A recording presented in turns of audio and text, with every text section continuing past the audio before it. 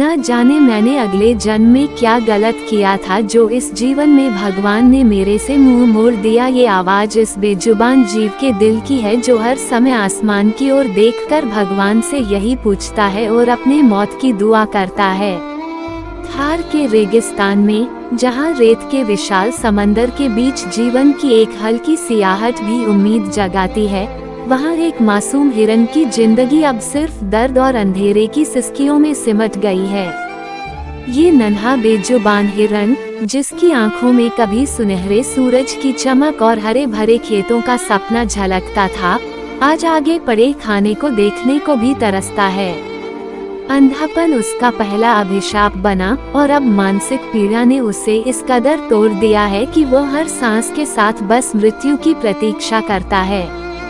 उसके नन्हे पैर, जो कभी रेगिस्तान की धूल में उछलते कूदते थे, अब एक तंग बाड़े की चारदीवारी में ठिठक गए हैं। वह न देख सकता है, न बोल सकता है, बस अपने भीतर छिपे उस असहनीय दुख को चुपचाप सहता है।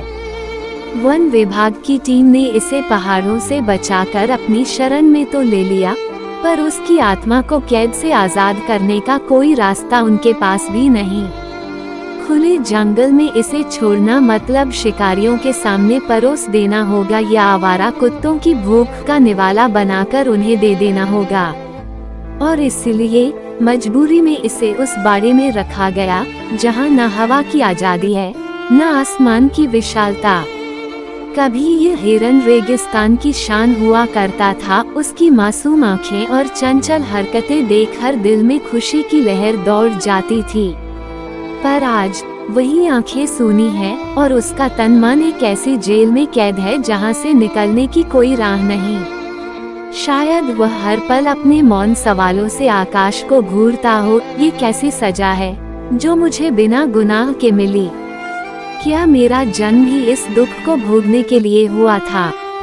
उसकी चुप्पी में एक ऐसी चीख छिपी है जो किसी इंसान के कानों तक नहीं पहुंचती, पर हर संवेदनशील दिल को चीर देती है।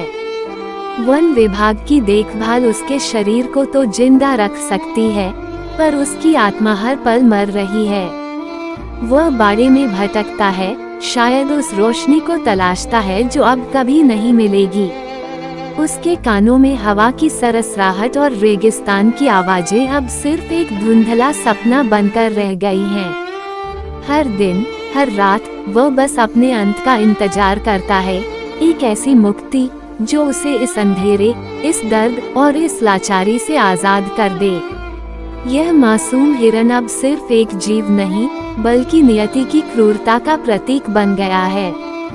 उसकी सूनी आंखों में छिपा दुख और उसकी चुप्पी में बसती पीड़ा हर उस इंसान को झकझोर देती है जो इसे देखता है। क्या ये बेजुबान कभी इस तड़प से मुक्त हो पाएगा, या फिर यह सजा उसका आखिरी सच बनकर रह जाएगी? ये सवाल हवा में लटका हुआ है और उस हिरन की हर सांस के साथ और गहरा होता जा रहा है।